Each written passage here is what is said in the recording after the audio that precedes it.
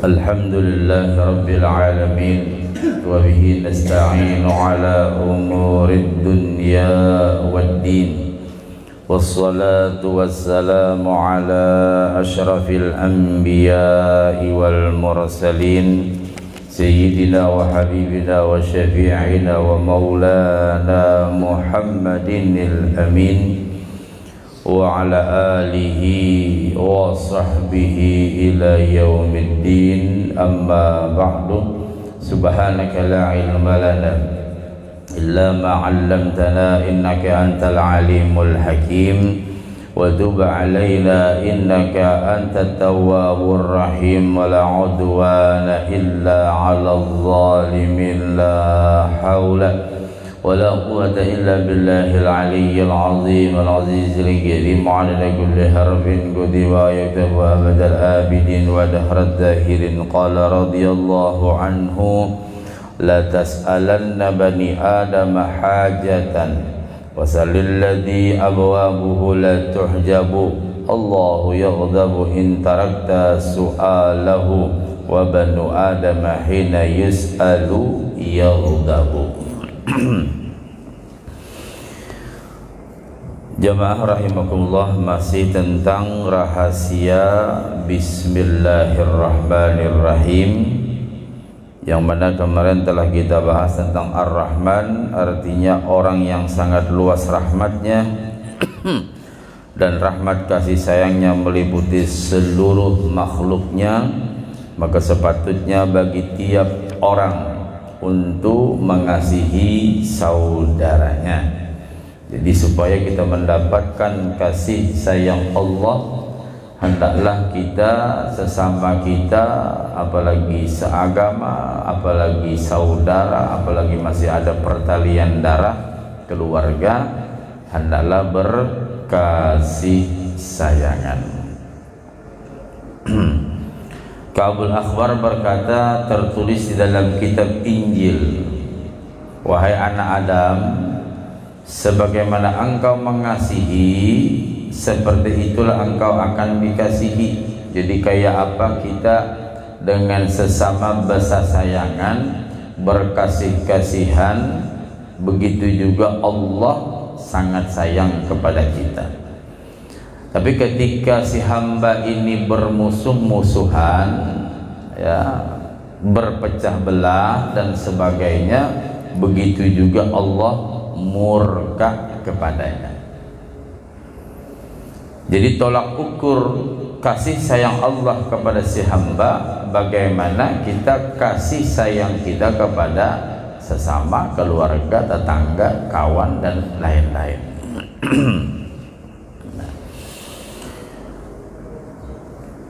Maka bagaimana engkau berharap agar Allah Ta'ala mengasihi engkau, sedangkan engkau tidak mengasihi para hamba Allah. Hamba Allah ini bukan manusia saja, yang lain-lain pun juga termasuk hamba Allah, hewan dan sebagainya, itu hamba Allah.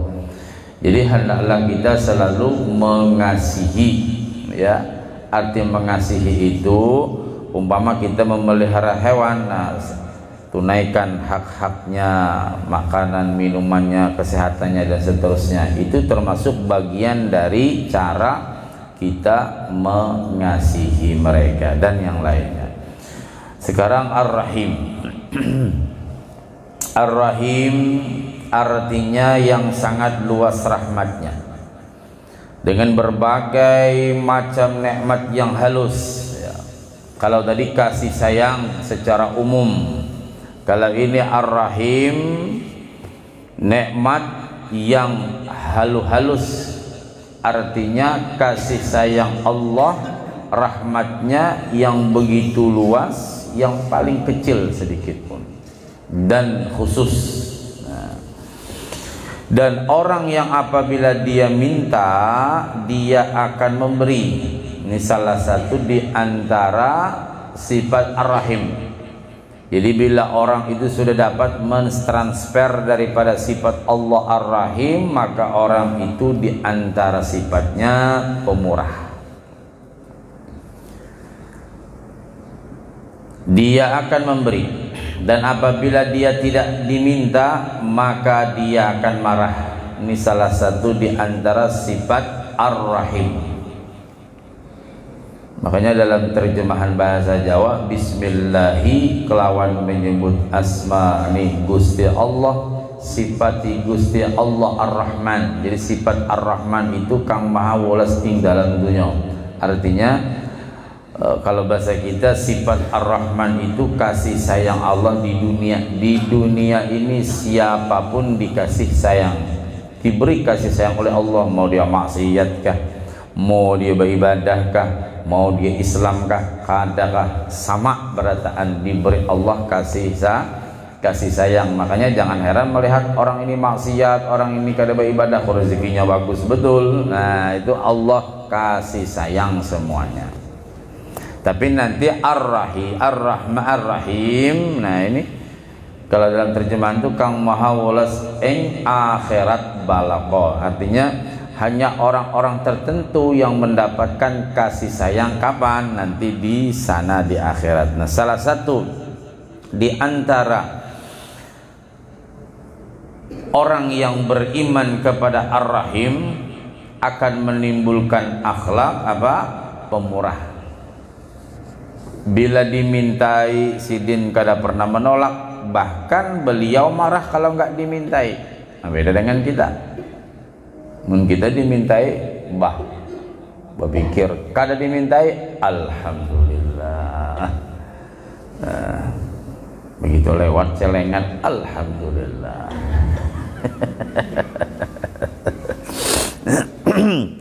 La tas'alanna bani Adam hajatan.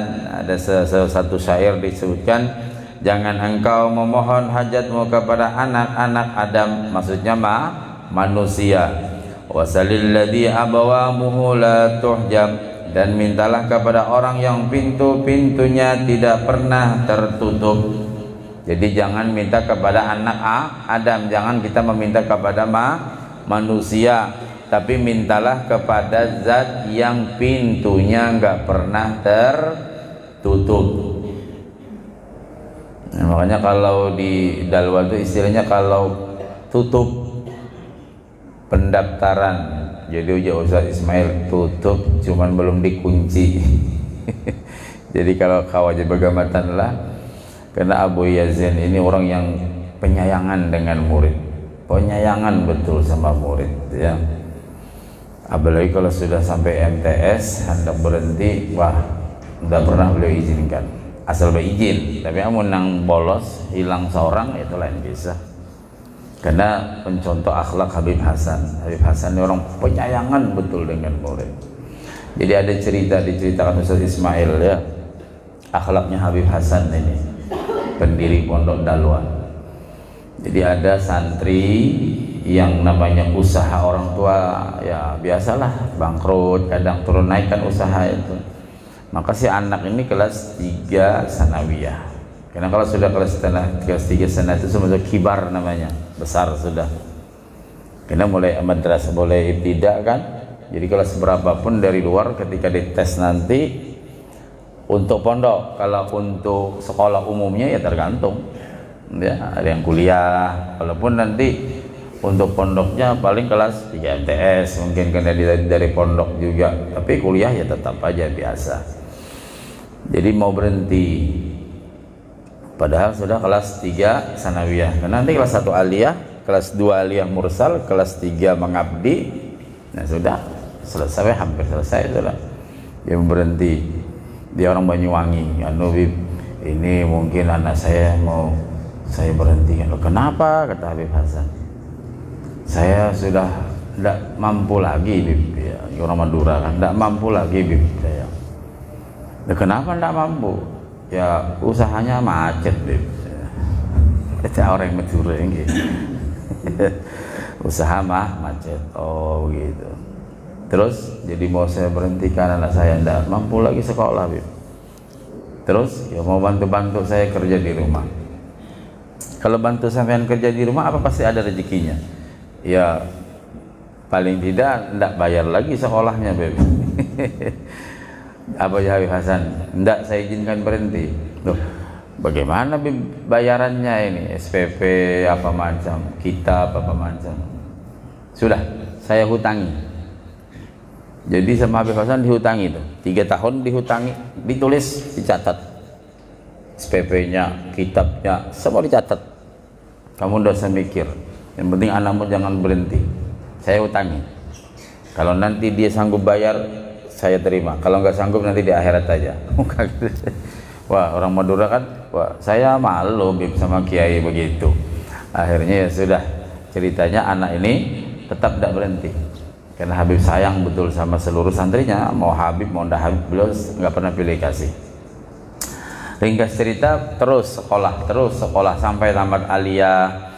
Begitu tamat aliyah, bukan Habib Hasan tapi apa namanya, TU-nya yang ini, hutang kamu sekian juta, itu tahun-tahun sekitar 90-an. Nah, apa kata Habib Hasan? Gak usah kamu pikir, yang penting kamu nanti sampai di kampung sebarkan ilmumu, insya Allah rezekimu murah, saya doakan.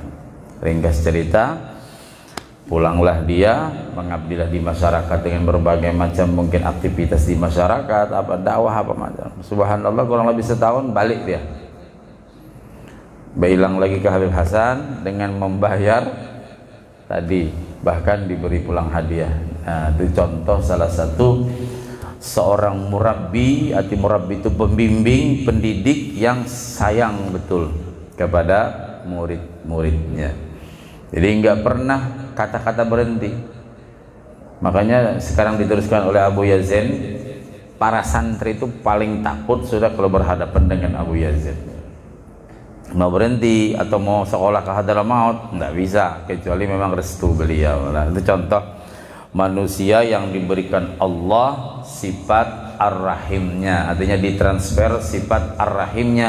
Kenapa? Karena beliau ulama ini termasuk orang yang beriman kepada Ar-Rahim dan memiliki akhlak, diantaranya penyayangan, pemurah diantaranya.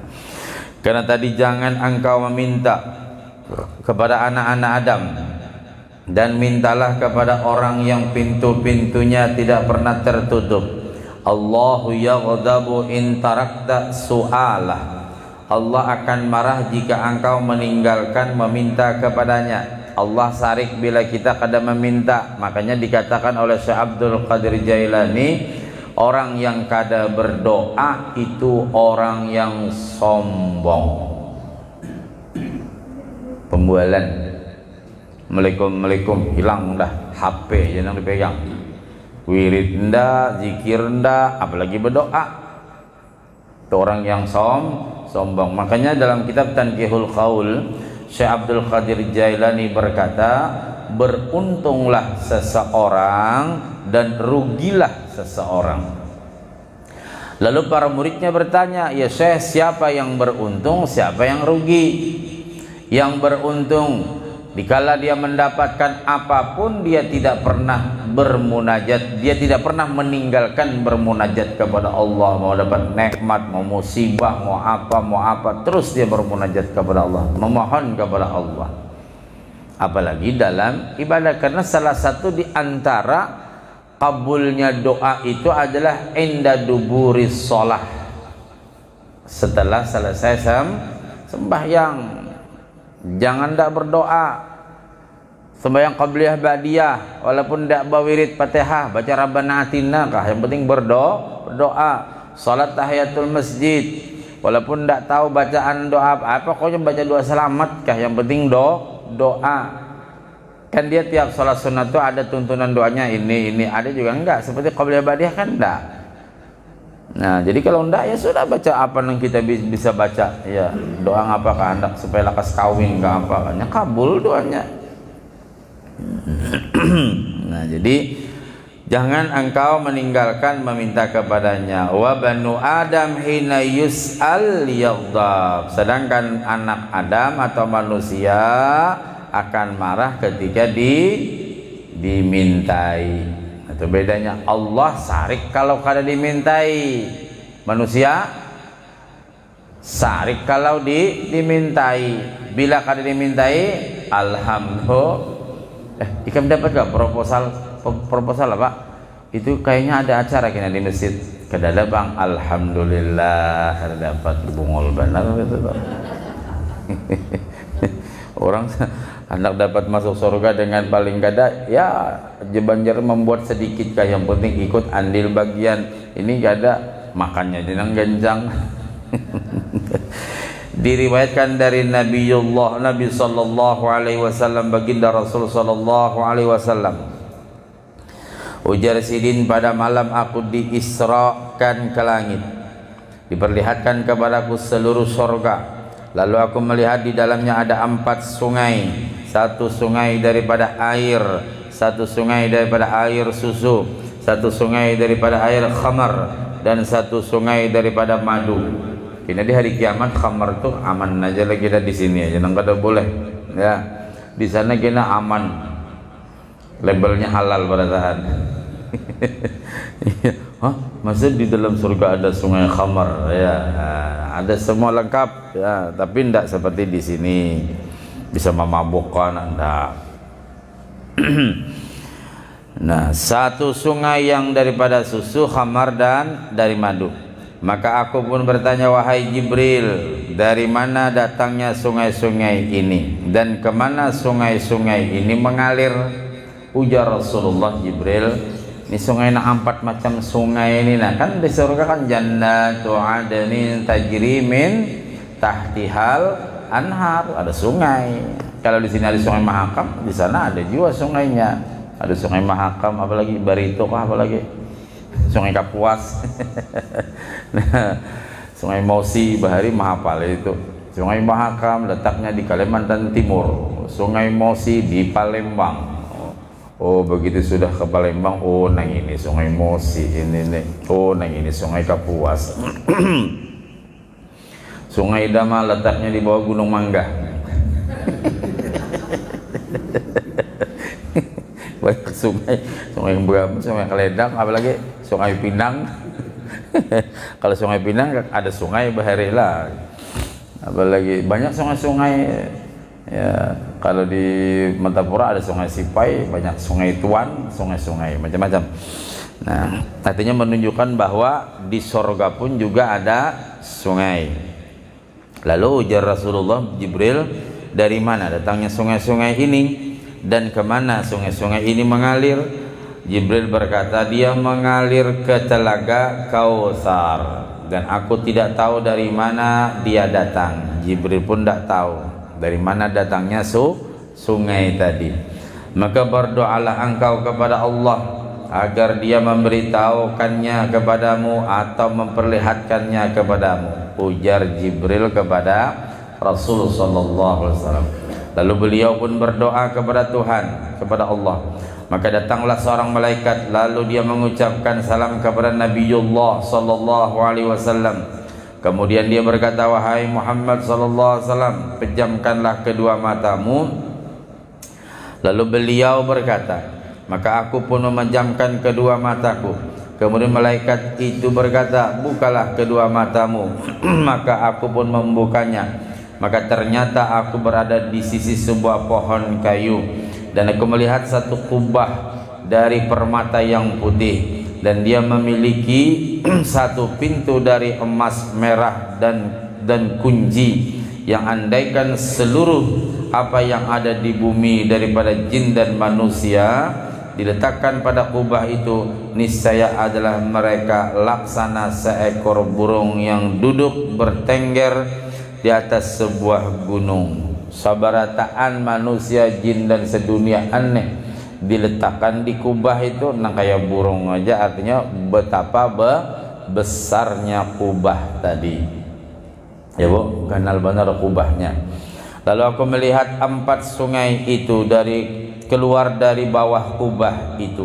Maka manakala aku ingin kembali, maka malaikat itu berkata kepadaku, mengapa engkau tidak memasuki kubah itu? Aku berkata, bagaimana aku memasukinya sedangkan di atas pintunya ada kunci dan tidak ada anak kunci di sisiku? Kayak apa? Ujar Nabi, kubahnya berkunci. Hendak kayak aku masuk, cuma kubahnya berkunci, kadada kuncinya, anak kuncinya kadada. Lalu dia berkata, anak kuncinya adalah Bismillahirrahmanirrahim. Ya, karena anak kunci kubah itu bacaan Bismillahirrahmanirrahim. Maka ketika aku telah dekat dari kunci itu, kan bergembok kisahnya nih, dan aku katakan Bismillahirrahmanirrahim, maka terbukalah pintu itu dan aku pun memasuki kubah itu. Maka aku pun melihat sungai-sungai itu mengalir dari 4 tiang kubah itu, dan aku melihat tertulis di atas 4 kubah itu Bismillahirrahmanirrahim. Dan aku lihat sungai air keluar dari mim Bismillah, dan aku lihat sungai air susu keluar daripada ha dan ha Allah, Bismi Allah, ya.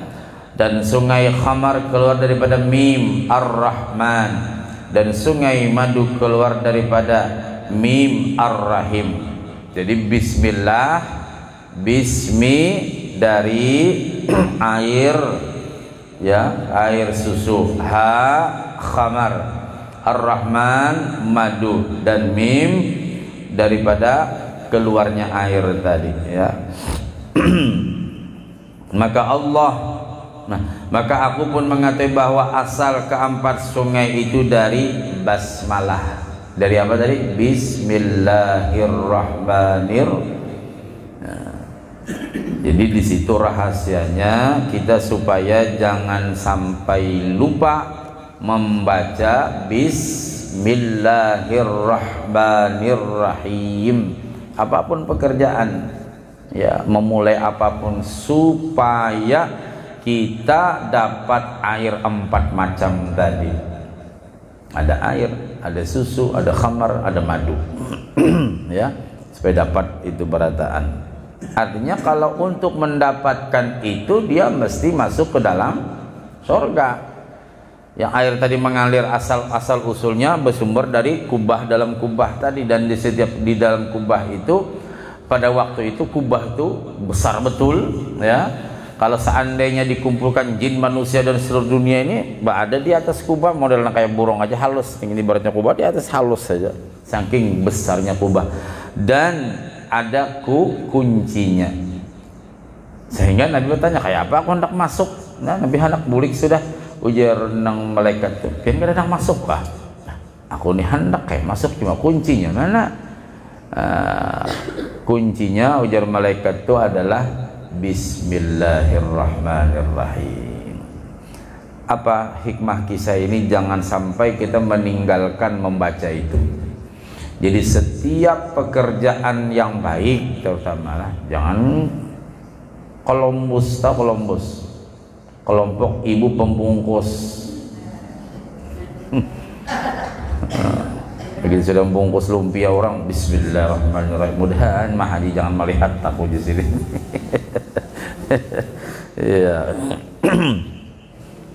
Nah, jadi keempat sungai itu berasal dari basmalah atau Bismillahirrahmanirrahim. Maka Allah Subhanahu wa taala berfirman, wahai Muhammad, ini yang perlu kita perhatikan. Barang siapa dari umatmu,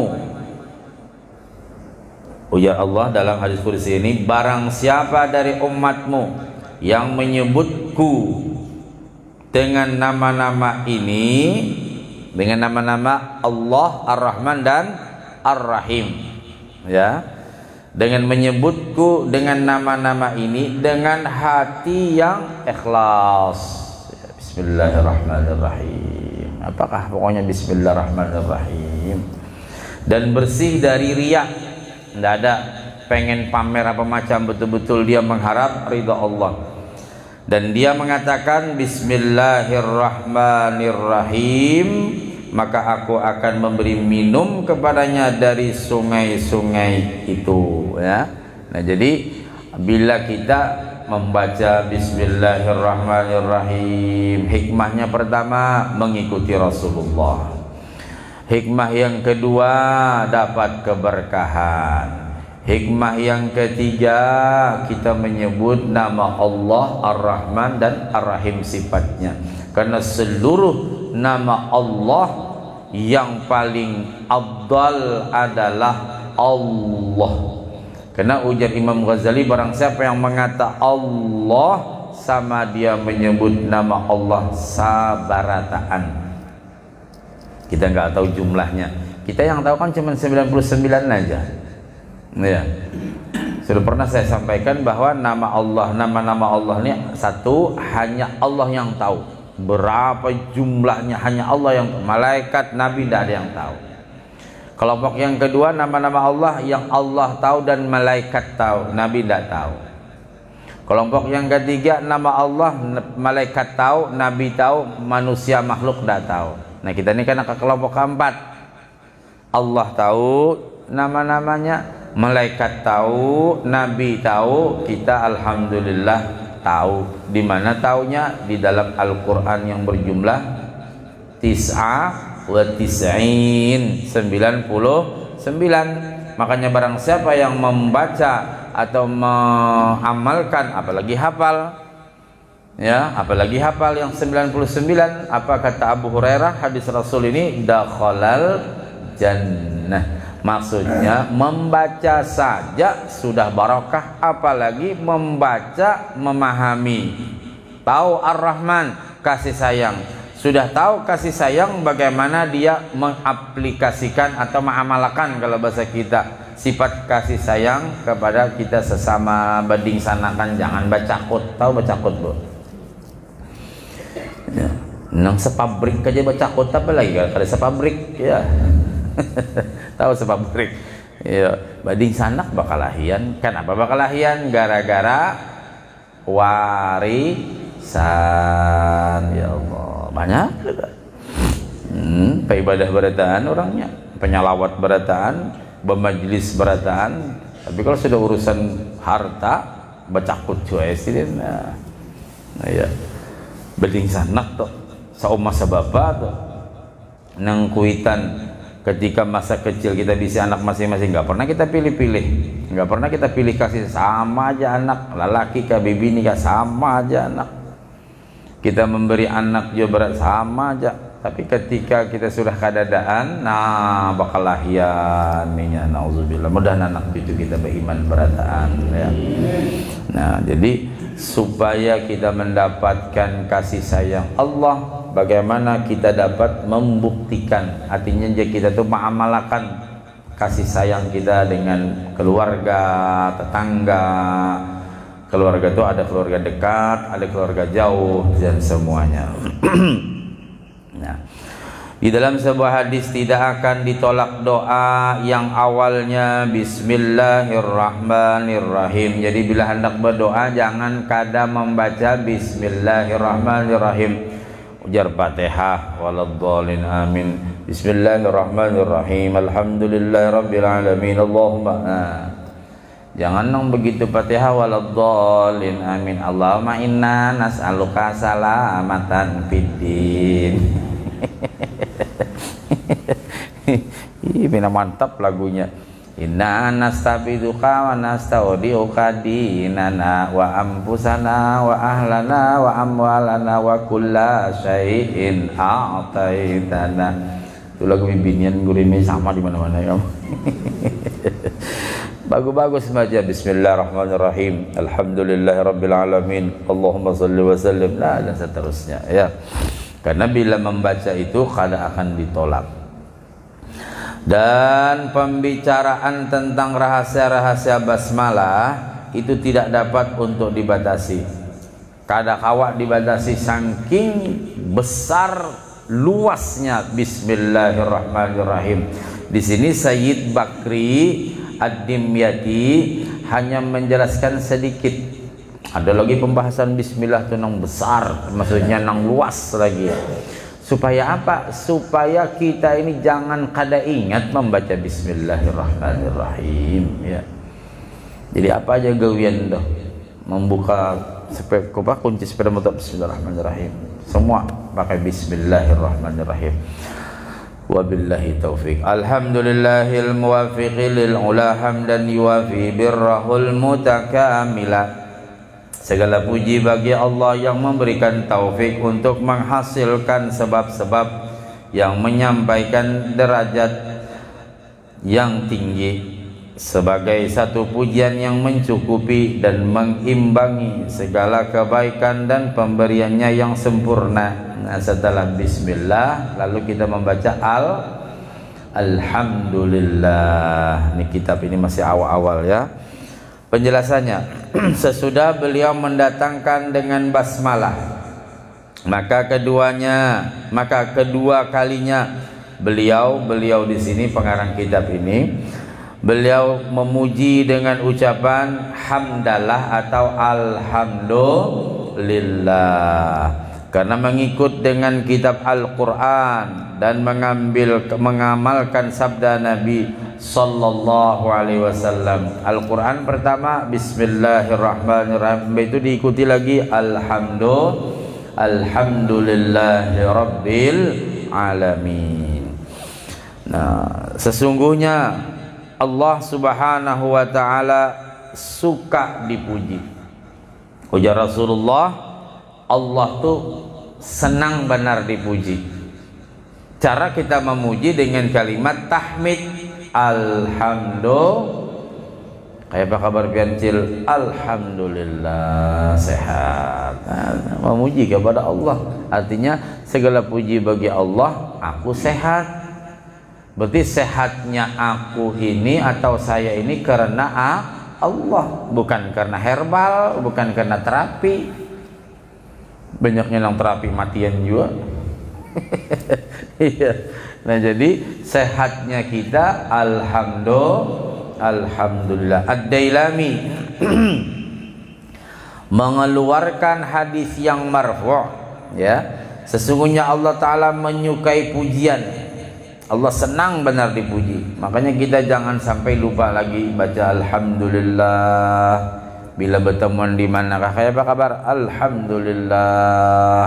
Kalau tadi kita mulai berjalan bismillah sampai ke rumah alhamdulillah. Hendak mulai makan bismillah, setelah makan alhamdulillah. Jangan lupa dua kalimat itu ya. Allah tuh senang dipuji. Yang dipujikan kepadanya supaya dia memberi ganjaran pahala kepada orang yang memujinya. Jadi Allah paling senang dipuji. Kenapa? Karena supaya kita dapat pahala nang memuji. Makanya dalam wirid itu sudah bentuknya subhanallah. Ikutin. Ujar imam, alhamdulillah, alhamdulillah, alhamdulillah, alhamdulillah, umpati. Ini di belakang. Oh my, ular paus. Memberi marasnya imam. Imam itu melajari kita. Subhanallah, subhanallah, subhanallah, subhanallah. Alhamdulillah, alhamdulillah, alhamdulillah, Allahu Akbar, Allahu Akbar. Kayak apalagi sudah di masjid aja ngantuk, apalagi tapi kalau di kopi kadang ngantuk kalau lah. Di majelis ngantuk, tapi kalau ngerumpi kadang ngantuk. Nah, dan dia menjadikan pujian itu sebagai zikir untuk dirinya. Nah, jadi kalau kita sudah memuji Allah alhamdulillah, alhamdulillah, berarti kita zikir kepada Allah untuk dirinya dan sebagai simpanan untuk para hambanya. Hambanya siapa? Hambanya yang memuji atau yang memuji kepada Allah. Jadi kalimat alhamdulillah itu sebagai bentuk pujian dan zikir, dan bagi kita yang membacanya sebagai tabungan ya. Nah, jadi dua kalimat ini ingat benar, jangan sampai kada ingat. Bila apa-apa gawian awali bismillah.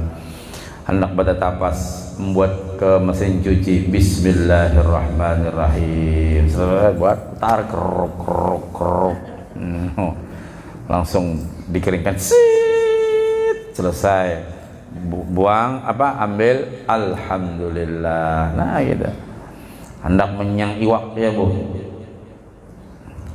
Kalau sapi ada nang jaga sapinya lah. Kada kada tadas ya kami banyak kada tadas. Iwak kada kenang tak kada itu ya. Bismillahirrahmanirrahim. Nah, memang kalau menyiang apa macam kada mesti pakai bismillah karena alasannya iwak itu darahnya tidak mengalir. Tapi kalau kita motong ayam, motong burung itu mesti pakai bismillah atau paling tidak mengucap zikrullah, berzikir kepada Allah. Jadi ibaratnya pian menyiang iwak kada bismillah pun kada apa-apa. Cuma artinya kada haram iwak tuh. Tapi kalau menyembelih apa ayam kada pakai bismillah, leh bangkai itu. Apalagi nyembelih manok. Nah, manok busuk disembelih leh. Dia nyebut kita tuh. Aku lupa aja sih. Nah, jadi kalau iwak kada apa, kada pakai bismillah. Cuman bagus juga bismillah. Amun sampean menyiang iwak lurai, tahu lah lurai? Hah? Iwak halus, pakai bismillah, insya Allah tepacul gigi palsu tuh kamu. Mesawat sak 2 kilo. Bismillahirrahmanirrahim.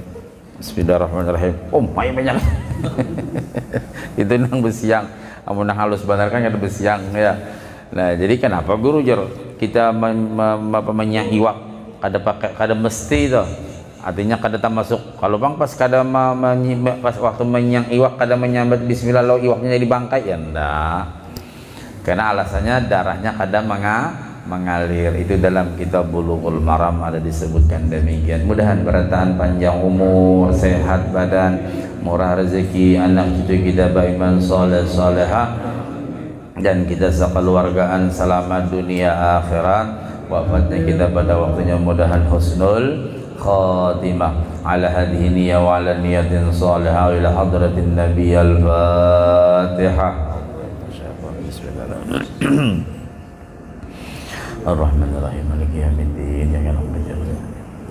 Amin ya Allah ya Rabbal Alamin. Bismillahirrahmanirrahim. Wa huwa ya Karim wa huwa ya Rahmanir Rahim. Allahumma shalli wa sallim ala sayyidina Muhammadin salatan takunu li kulli usrin yusra wa li kulli da'in dawa wa li kulli saqamin shifa ya Arhamar Rahimin. Allahumma anfa'na bima 'allamtana, Allahumma anfa'na bima 'allamtana wa 'allimna ma yanfa'una rabbi faqina fid din wa 'allimna rusda rabbi zidna 'ilman nafi'a wa rizqna fahma. ربنا افتح بيننا وبين قومنا بالحق وانت خير الفاتحين. ربنا آتنا في الدنيا حسنة وفي الآخرة حسنة وقنا عذاب النار. سبحانك اللهم وبحمدك نشهد أن لا إله إلا أنت نستغفرك ونتوب إليك. صلى الله على سيدنا محمد وعلى آله وصحبه وبارك وسلم. والحمد لله رب العالمين.